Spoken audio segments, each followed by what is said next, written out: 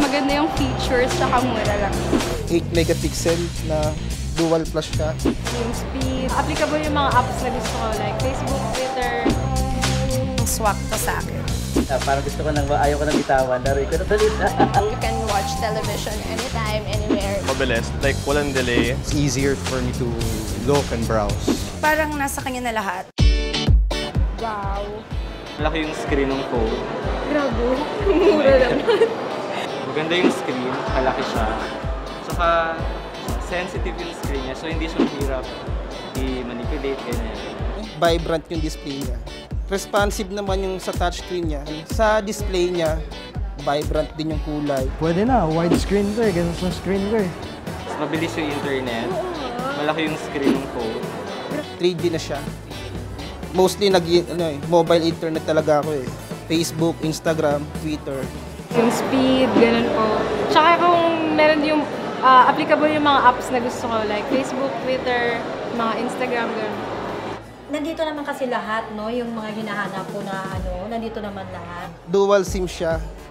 Pre-installed na yung mga social apps such as Facebook, Twitter, Instagram. Wala. Parang mas okay bumibili ka na. Affordable na po. Tapos yung functions niya po, katulad din po ng mga mas expensive na brands. Murang-mura. 3G na siya eh. Tapos dual SIM pa. Gusto ko to Maganda yung features, tsaka mura lang siya. Pwede na to sa Pasko sa ito, pre. Hahanapin namin tong phone na to pag lumabas kasi mura siya at affordable. Yung dual core tapos dual SIM pa. Must buy to sa mga may 13th month pay. Parang steal na siya eh. Oh, wow.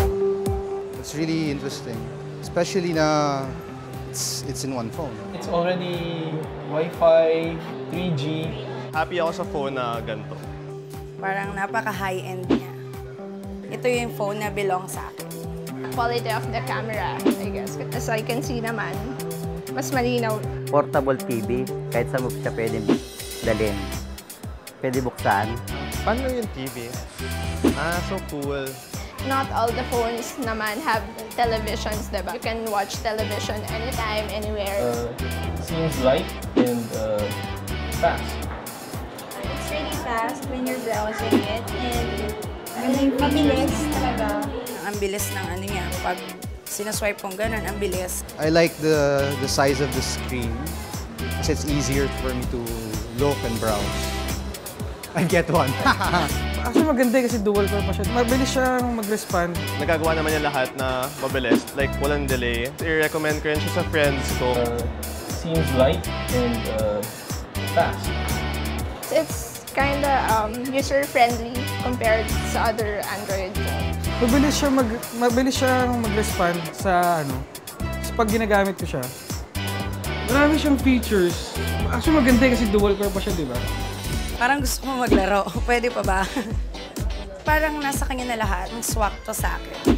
Parang gusto ko nang ayaw ko nang bitawan, laruin ko na ulit. Fluid naman siya. Kaya niya, in general, yung mga tasks na kailangan ko. So since it's an Android phone, siguro naman makakapag-organize ako dito ng business ko. Sobrang sulit siya for its price. Like, nag-exceed pa yung mga ginagawa niya for the money you pay for it.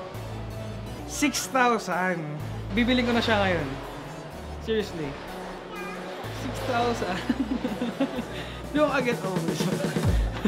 I would buy this phone because it's fast, the screen is good, and the price is very convincing. Bibilin ko na siya. I like it. I'll buy it tomorrow.